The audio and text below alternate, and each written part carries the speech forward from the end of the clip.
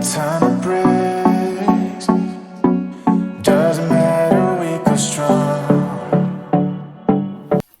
Assalamualaikum warahmatullahi wabarakatuh. Nah, sekarang kita belajar tentang jenis-jenis variabel. Sebelum kita belajar tentang jenis-jenis variabel, kita tahu dulu apa sih itu variabel. Nah, jadi variabel adalah objek penelitian atau apa yang menjadi titik perhatian suatu penelitian.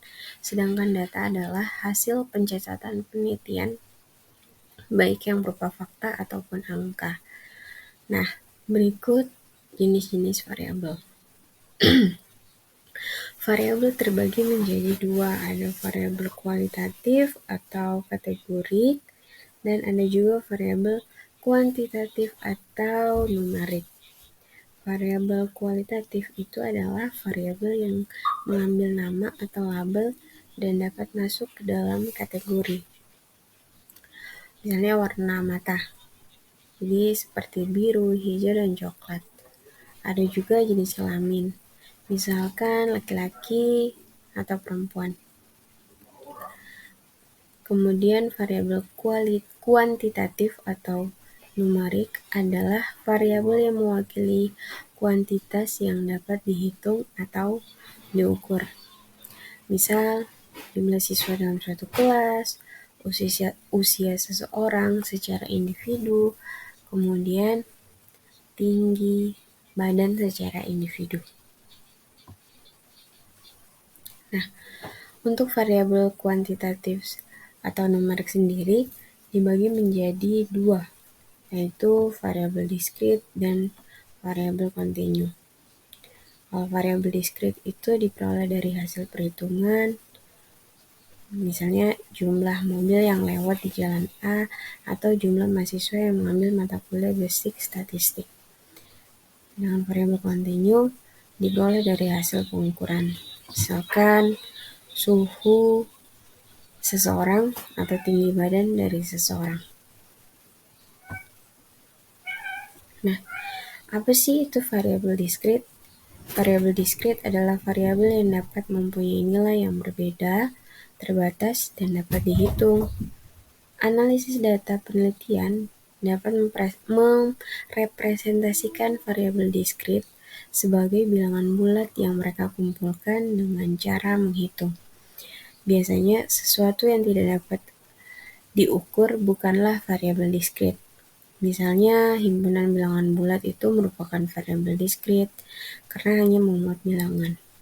Contoh lain dari variabel diskrit adalah ketika peneliti menganalisis jumlah pelanggan perusahaan setiap bulannya.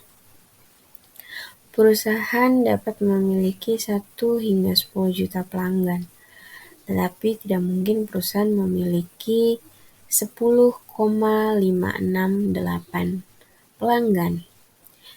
Nah, dalam skenario seperti ini, peneliti dapat menggunakan bilangan bulat karena tidak mungkin kan membagi orang menjadi bagian-bagian yang lebih kecil. Nah, mempelajari berbagai contoh variabel diskrit dapat membantu Anda memahami pola dalam data.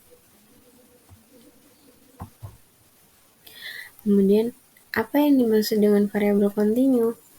Nah, variabel kontinu mengambil sekumpulan nilai yang tak terhitung banyaknya.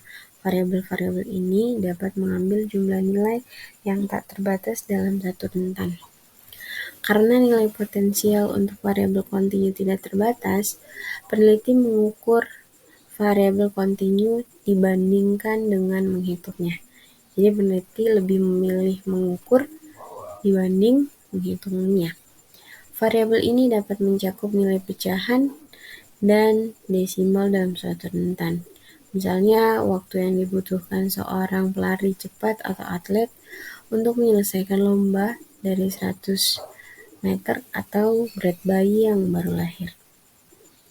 Jadi, kesimpulannya, variabel diskrit adalah variabel yang memuat nilai